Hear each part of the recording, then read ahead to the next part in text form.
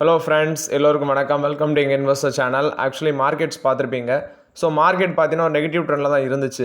ஆனால் Nifty ID வந்து ஒரு பாசிட்டிவ் ட்ரெண்டில் க்ளோஸ் ஆயிருக்கு. என்னோட போர்ட்ஃபோலியோ ஒரு பாசிட்டிவ் ட்ரெண்டில் தான் க்ளோஸ் ஆயிருந்துச்சு. ஸோ நிஃப்டி 120 பாயிண்ட்ஸ் நெகட்டிவ் 25,517 பாயிண்ட்ஸில் க்ளோஸ் ஆயிருக்கு. சென்செக்ஸ் 83,606 பாயிண்ட்ஸில் க்ளோஸ் ஆயிருக்கு. 452 points negative. Nifty bank 131 points negative 57,312 பாயிண்ட்ஸில் க்ளோஸ் ஆயிருக்கு. நிஃப்டி ஐடி 127 பாயிண்ட்ஸ் பாசிட்டிவ் 38,950 பாயிண்ட்ஸில் க்ளோஸ் ஆயிருக்கு. எஃப்ஐஎஸ் டேட்டா எஃப்ஐஎஸ் வந்து 787 கோடிக்கு நெட் செல்லஸாக இருந்திருக்காங்க. டிஏஎஸ் வந்து 3,383 கோடிக்கு நெட் பயஸாக இருந்திருக்காங்க. டிஏஎஸ் வந்து 3,383 கோடிக்கு நெட் பயஸாக இருந்திருக்காங்க. இது வந்து எஃப்ஐஎஸ் டேட்டா. ஃபஸ்ட்டு பார்த்தீங்கன்னா ரேமண்ட் குழும பங்குகள் எல்லாமே நல்ல ஒரு பர்ஃபார்மன்ஸ் கொடுத்துருந்துச்சு. For example Raymond Lifestyle 1,411 ரூபா வரைக்கும் போச்சு. கடைசியில் 1,307 ரூபாவில் க்ளோஸ் ஆயிருக்கு. கிட்டத்தட்ட 7% மேலே பாசிட்டிவில் க்ளோஸ் ஆயிருக்கு. பட் ஒரு 10% மேலே பாசிட்டிவ் ட்ரெண்ட் போனாங்க. அதே மாதிரி ரேமண்ட் லிமிட்டடும் இன்னைக்கு ஒரே நாளில் 717 ரூபா போச்சு. அடுத்தது 713 ரூபாவில் க்ளோஸ் ஆயிருக்கு. 14 பாயிண்ட்ஸ் மேலே பாசிட்டிவ். இந்த அப்பர் பெர்ஃபார்மன்ஸுக்கு ரீசன் பார்க்கும்போது ஒன்று ஹெவி வால்யூம்ஸு, அது இல்லாமல் நாளைக்கு மார்க்கெட்டில் ரேமண்ட் ரியாலிட்டி லிஸ்ட் ஆக போகுது. ஜூலை 1 ரேமண்ட் ரியாலிட்டி லிஸ்ட் ஆக போகுது. இதை பற்றி கௌதம் சிங்கானியா சில அப்டேட்ஸை சொல்லியிருக்காரு. ஆக்சுவலி நாங்கள் வந்து ப்ராஜெக்ட் ஒன்று சைன் பண்ணுறோம் அப்படின்னா அதோட ப்ராஃபிட் மார்ஜின் 20% இருந்தால் தான் நாங்கள் அந்த ரியாலிட்டி ப்ராஜெக்டில் சைன் பண்ணுவோன்னு சொல்கிறாங்க. அது மட்டும் இல்லாமல் இவங்க லான்ச் பண்ணுற ப்ராஜெக்ட்ஸ் எல்லாமே கிராஸ் டெவலப்மெண்ட் வேல்யூ வந்து 6 கோடியிலேருந்து 10,000 கோடி வேல்யூ வரைக்கும் இருக்கும். ஸோ அவங்க எக்ஸ்பெக்ட் பண்ணுற க்ரோத் வந்து 15% க்ரோத்து, ஆப்ரேட்டிங் ப்ராஃபிட் மார்ஜின் வந்து 20% க்ரோத் எக்ஸ்பெக்ட் பண்ணுறோன்னு சொல்கிறாங்க. இது வந்து ரேமண்ட் குரூப்ஸை பொறுத்த வரைக்கும் அப்டேட்டு. மேபி நாளைக்கும் பார்த்தீங்கன்னா அந்த ஸ்டாக்ஸ் எல்லாம் நல்லா பர்ஃபார்மன்ஸ் பண்ண சான்சஸ் இருக்குது. ரேமண்ட் ரியாலிட்டி ஜூலை 1 மார்க்கெட்டில் போத் என்எஸ்சி அண்ட் பிஎஸ்சியில் வந்து லிஸ்ட் ஆக போகுது. Next ITI share. ஆக்சுவலி இதுவும் பார்த்தீங்கன்னா மார்க்கெட்டில் ஒரு 5% அப்பர் சர்க்கியூட் அடிச்சிருந்துச்சு 336 ரூபா. ரீசன் பார்க்கும்போது இவங்களுக்கு பாரத் நெட் ஆர்டர் வந்து பிஎஸ்என்எல்லேருந்து கிடச்சிருக்கு 1,901 கோடி ஒர்த் ஆஃப் ஆர்டர். ஸோ அந்த பேசிஸில் அந்த பங்கும் பார்த்தீங்கன்னா ஒரு 5% அப்பர் சர்க்கியூட் போயிருக்கு. இது அருணாச்சல் பிரதேஷ், நாகாலாந்து, மணிப்பூர் இங்கே வந்து இவங்களுக்கு அந்த ஆர்டர் கிடச்சிருக்குது. ஸோ அதனால இந்த ஸ்டாக் ஒரு நல்ல பர்ஃபார்மன்ஸ் பண்ணியிருக்கு மார்க்கெட்டில். நெக்ஸ்ட் பார்த்தீங்கன்னா ரிலையன்ஸ் பவர். இந்த ஸ்டாக் 70 ரூபாவில் க்ளோஸ் ஆச்சு. லாஸ்ட் மார்க்கெட்டில் ஒரு பாசிட்டிவ் ட்ரெண்டில் தான் இருந்துச்சு. இதில் வந்து லாஸ்ட் 5 செஷன் ஒரு 13% இந்த பங்கு மேலே போயிருக்கு. ரீசன் பார்க்கும்போது குளோபல் லெவலில் சில கேஸ் ப்ராஜெக்டில் வந்து பார்த்தீங்கன்னா கேஸ் பேஸ் ப்ராஜெக்டில் பிட்ஸில் குளோபல் லெவலில் இவங்க பார்ட்டிசிபேட் பண்ணுறாங்க. 1,500 மெகாவாட் ப்ராஜெக்டில் குறிப்பாட்டு குவைத்து, யூஏஇ, மலேசியா இங்கே இருக்கிற ப்ராஜெக்ட் எல்லாமே இவங்க வந்து பிட் வந்து சப்மிட் பண்ணுறாங்க, பார்ட்டிசிபேட் பண்ணுறாங்க. அது இல்லாமல் பூட்டான் ப்ராஜெக்ட்ஸு 500 மெகாவாட்டு, அடுத்த ஒரு 770 மெகாவாட் ஹைட்ரோ பவர் ப்ராஜெக்ட் இதெல்லாமே இவங்க செக்யூர் பண்ணியிருக்கிறாங்க. ஆனால் குளோபலில் நான் சொன்ன அந்த கேஸ் பேஸ் ப்ராஜெக்ட்டு பிட்ஸில் பார்ட்டிசிபேட் பண்ணுறாங்க. ஆனால் இவங்களுக்கு அது கிடைக்குமாங்கிறது டவுட்டாக இருக்குது. இது போக அவங்க என்ன எய்ம் பண்ணுறாங்கன்னா 2,000 கோடி ஒர்த் ஆஃப் அசட்ஸ் வந்து மானிட்டைஸ் பண்ண இருக்கிறோம். Q4 இவங்களோட ப்ராஃபிட் 126 கோடி ப்ராஃபிட் பண்ணியிருந்தாங்க. இந்த ஸ்டாக் நான் இப்போதைக்கு அவாய்ட் தான் பண்ணுறேன், வேல்யூஷன் சீப்பாக இருந்தாலும். பட் சில பேர் கன்சிடர் பண்ணியிருப்பீங்க. கன்சிடர் பண்ணவங்களுக்கு ஒரு நல்ல ரிட்டர்ன்ஸ் கொடுத்துருக்கு. பட் என்னால் இதில் வந்து உறுதியாக ஒரு நிலைப்பாடை எடுக்க முடியல. ஏன்னா அவங்களோட பாஸ்ட்டை வச்சு என்னால் ஒரு டிசிஷன் எடுக்க முடியல இந்த பங்கில். அதான் ஒரு பிரச்சனை. நெக்ஸ்ட் பார்த்தீங்கன்னா கொச்சின் ஷிப்யார்ட். இந்த கொச்சின் ஷிப்யார்டு அன்றைக்கி மார்க்கெட்டில் ஒரு பாசிட்டிவ் ட்ரெண்டில் தான் இருந்துச்சு. 2,093 ரூபா போனது 2,071 ரூபாவில் க்ளோஸ் ஆயிருக்கு. இந்த பங்கில் என்ன ஒரு அப்டேட்னா இவங்களுக்கு ஒரு 2 நியூ டக்ஸ் வந்து பார்த்தீங்கன்னா போல்ஸ்டார் மெரைன் டைம் அவங்கள்ட்ட இதை பில்ட் பண்ணுறதுக்கு ஆர்டர் கிடச்சிருந்துச்சு. ஸோ இதோட வேல்யூ 250 கோடி. அது இல்லாமல் இந்த பங்கு வந்து லாஸ்ட் 2 இயர்ஸில் பார்க்கும்போது கிட்டத்தட்ட 600% ரிட்டர்ன்ஸ் கொடுத்துருக்கு. லாஸ்ட் 6 மந்த்ல எடுத்து பார்க்கும்போதே 35% ரிட்டர்ன்ஸ் கொடுத்துருக்குது. ஸோ 2 வருஷத்தில் இந்த பங்கு கிட்டத்தட்ட பார்த்தீங்கன்னா 600% ரிட்டர்ன்ஸ் கொடுத்துருக்கு. இது வந்து ஆல்ரெடி நீங்கள் கன்சிடர் பண்ணியிருக்கீங்க இந்த கொச்சின் ஷிப்யார்ட்னா you are the lucky person.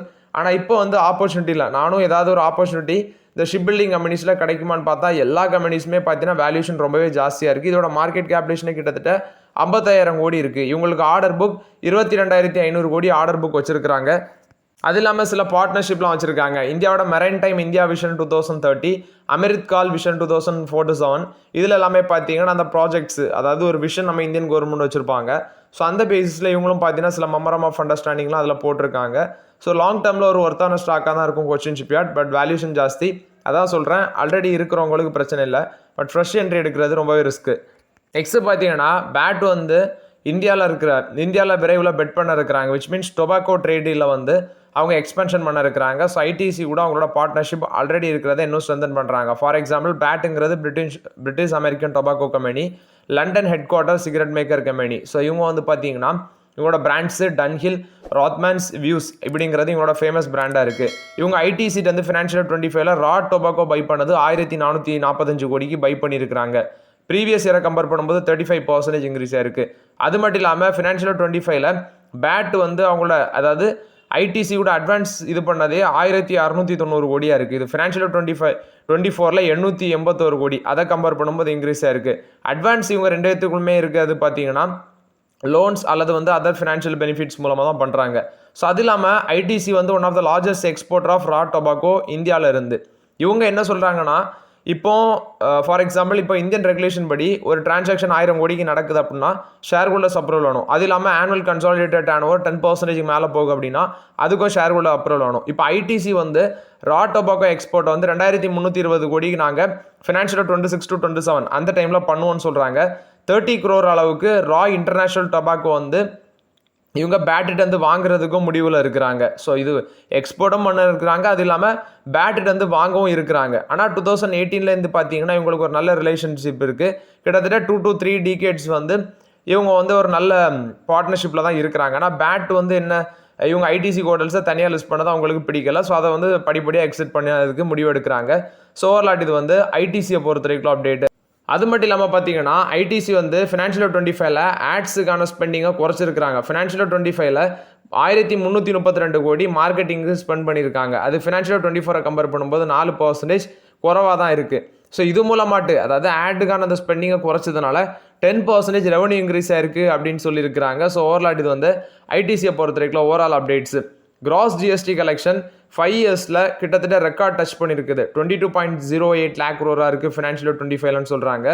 அதாவது 5 இயர்ஸில் கம்பேர் பண்ணும்போது இது டபுள் ஆயிருக்கு அப்படின்னு சொல்கிறாங்க. ஏன்னா இப்போ 11.37 lakh crore இருந்துச்சு ஃபினான்ஷியல் 21ல் 11.37 lakh crore இருந்துச்சு. இப்போ அதை கம்பேர் பண்ணும்போது டபுள் ஆயிருக்கு 5 வருஷத்தில். இது கிராஸ் ஜிஎஸ்டி கலெக்ஷன் பொறுத்த வரைக்கும் அப்டேட்டு. ஹெச்எல் டெக்னாலஜிஸும் ஓப்பன் ஏஎம் பார்த்தீங்கன்னா கொலாபரேஷனில் வராங்க. இந்த ஏஐ அடாப்ஷனை வந்து என்டர்பிரைஸஸ் ஸ்கேல் அப் பண்ணுறதுக்கு வேண்டி. ஸோ ஹெச்எல் டெக்னாலஜிஸும் ஓப்பன் ஏஎம் பார்த்தீங்கன்னா இந்த குளோபல் லெவலில் ஸ்ட்ராட்டஜிக் பார்ட்னர்ஷிப்பில் வராங்க. நெக்ஸ்ட் லாஸ்ட் வீடியோவில் நான் டிஸ்கஸ் பண்ணியிருந்தேன் டாரண்ட் ஃபார்மா வந்து இந்தியாவில் 5th largest ட்ரக் மேக்கராக மாற போகிறாங்க. ஏன்னா ஜேபி ஃபார்மாவை இவங்க அக்யூசியேஷன் பண்ணுறது மூலமாட்டு 5th largest கம்பெனி மார்க்கெட் கேபிலேஷன் அடிப்படையில்.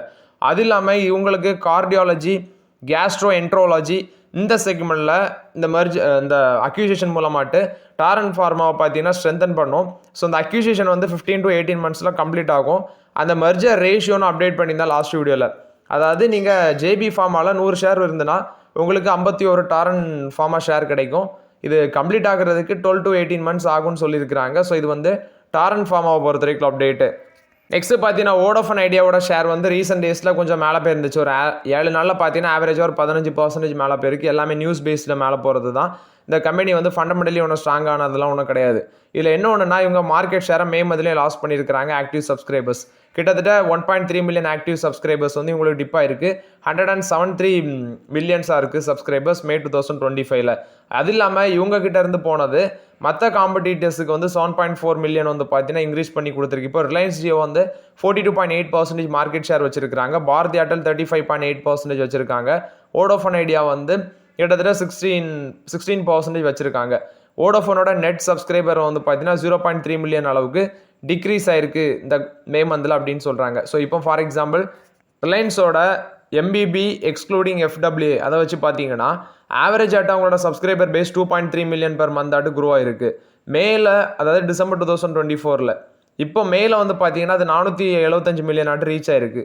அதே மாதிரி இன்ஆக்டிவ் சப்ஸ்கிரைபர் வந்து அதை அட்ஜஸ்ட் பண்ணியிருக்காங்க. இப்போ மொபைல் ப்ராட்பேண்ட் மார்க்கெட் ஷேர் அவங்களுக்கு 50.8% வச்சுருக்காங்க.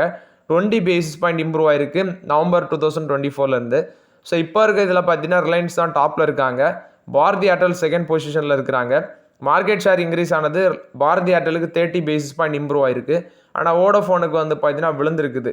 இவங்க கிட்டத்தட்ட நான் சொன்ன மாதிரி Jio first, Airtel second, Vodafone idea third இருந்தாலும் ஆனால் அவங்களோட இது ரொம்பவே வீக்காக இருக்கிறாங்க. அதிக அளவில் கடன், ஏஜிஆர் டியூஸ் அப்படி நிறைய இதில் இருக்குது. சர்வே ஆகுறதே ரொம்பவே கஷ்டம். ரிலையன்ஸ் டிஃபென்ஸ் ஆமாம் வந்து பார்த்தீங்கன்னா ஒரு 20,000 கோடி மெயின்டெனன்ஸ் அண்ட் ரிப்பேர் மார்க்கெட்டில் வந்து யூஎஸில் ஃபோக்கஸ் பண்ணுறாங்க. ஸோ ஜாயின்ட் வெஞ்சர் மூலமாட்டு இந்த அளவுக்கு ரெவன்யூ பொட்டன்ஷியல் எதிர்பார்க்குறாங்க. பட் இது சாத்தியமாங்கிறத வெயிட் பண்ணி தான் பார்க்கணும். ஸ்கினிடர் எலக்ட்ரிக் வந்து பார்த்தீங்கன்னா நியூ மேனுஃபேக்சரிங் பிளான் வந்து தமிழ்நாட்டில் போட இருக்கிறதாட்டு சொல்லியிருக்கிறாங்க. இது வந்து energy and actually manufacturing facility ஹோசூரில் போட இருக்கிறாங்க. 5 லட்சம் square feet plant Horizon international பார்க்கிட்ட சூலகிரி அங்கே தான் போட இருக்கிறாங்க, பெங்களூரு சென்னை ஹைவேல. ஸோ இது வந்து battery management system, uninterruptible power supply, power distribution unit, cooling solution இது எல்லாமே இந்த மேனுஃபேக்சரிங் பிளானில் பண்ண இருக்கிறாங்க. இது ஸ்கினிடர் எலக்ட்ரிக் கொடுத்த அப்டேட்டு. ஹிந்துஸ்தான் காப்பர் லிமிட்டடும் இந்தியன் ஆயிலும் மெமரம் ஆஃப் அண்டர்ஸ்டாண்டிங் போட்டிருக்காங்க.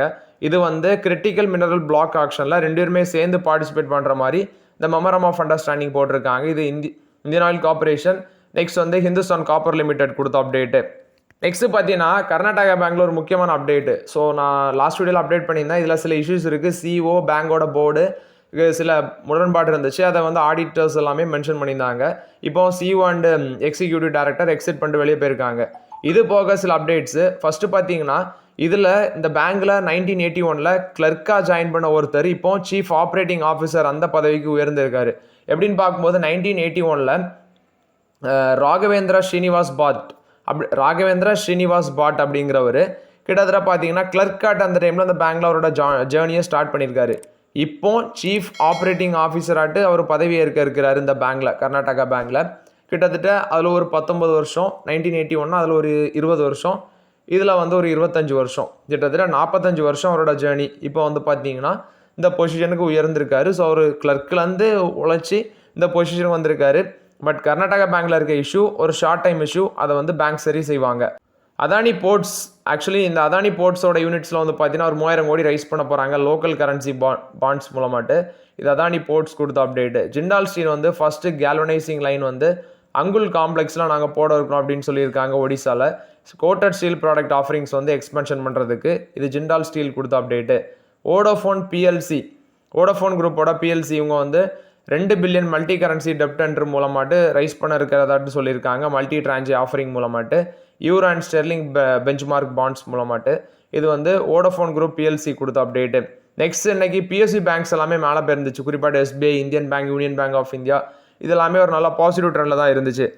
ரீசன் பார்த்தீங்கன்னா ஃப்ரைடே வந்து நம்மளோட ஃபினான்ஸ் மினிஸ்டர் வந்து இந்த பேங்க்ஸோட அத்தாரிட்டிஸ் எல்லாமே ஹையர் அஃபிஷியல்ஸ் எல்லாமே ஒரு மீட்டிங் வச்சுருந்தாங்க. குறிப்பாக நான் லாஸ்ட் வீடியோவில் அப்டேட் பண்ணியிருந்தேன். அதாவது அந்த கிரெடிட் ரேஷியோ ரிலேட்டட் ஒன்று இதை பார்த்தீங்கன்னா இன்க்ரீஸ் பண்ணணும், நெட் என்பிஏ 0.52% குறைக்கணும், ஸோ ப்ராஃபிட்டபிலிட்டியை மெயின்டைன் பண்ணணும். ஸோ இது மாதிரி சில இஷ்யூஸ் எல்லாமே அவங்க மென்ஷன் பண்ணி பேசியிருக்காங்க அந்த மீட்டிங்கில். அந்த பேசிஸில் வந்து பார்த்தீங்கன்னா பிஎஸ்சி பேங்க் எல்லாமே ஒரு ப்ராஃபிட் ரேஞ்சில் அன்றைக்கி மார்க்கெட்டில் ட்ரேட் ஆயிருக்கு. வின்ஃபாஸ்ட் வந்து மை டிவிஎஸ் அவங்களுக்கு கூட பார்ட்னர்ஷிப்பில் வராங்க. இந்தியாவில் அவங்களோட சேல்ஸ் நெட்வொர்க்கை வந்து எக்ஸ்டெண்ட் பண்ணுறதுக்கு தான் அந்த பார்ட்னர்ஷிப்னு சொல்கிறாங்க. இப்போ இவியை வந்து லான்ச் பண்ணியிருக்கிறாங்க இந்தியாவில், இவி கார்ஸ் VF7 VF6ன்னு நினைக்கிறேன். ஸோ அதை வந்து சேல்ஸ் பண்ணுறதுக்கு மை டிவிஎஸ் கூட பார்ட்னர்ஷிப்பில் வராங்க வின்ஃபாஸ்ட்டு. யூனோ மிண்டாவோட ஷேர் வந்து 10% மேலே போயிருக்கு. சிஎல்எஸ்ஐ வந்து ப்ரொஜெக்ட் பண்ணுது. ஆக்சுவலி இதுக்கு ஒரு அவுட் பெர்ஃபார்ம் ரேட்டிங் கொடுத்துருந்தாங்க, இந்த பங்கு நல்லா பெர்ஃபார்மன்ஸ் பண்ணும் அப்படின்னு சொல்லி. அவங்க கொடுத்த டார்கெட் ப்ரைஸ் 1304 ரூபா பர் ஷேரு, 17% வந்து மேலே போகும்னு சொல்லி. ஸோ அந்த பேஸில் யூனோ மிண்டா ஒரு நல்ல பாசிட்டிவ் ட்ரெண்டில் இருந்துச்சு மார்க்கெட்டில். நெக்ஸ்ட்டு பார்த்தீங்கன்னா இந்த ஷேர் உங்கள்கிட்ட இருந்துச்சுன்னா உங்களுக்கு 475 ரூபா பர் ஷேர் டிவிடெண்ட் கிடைக்கும்.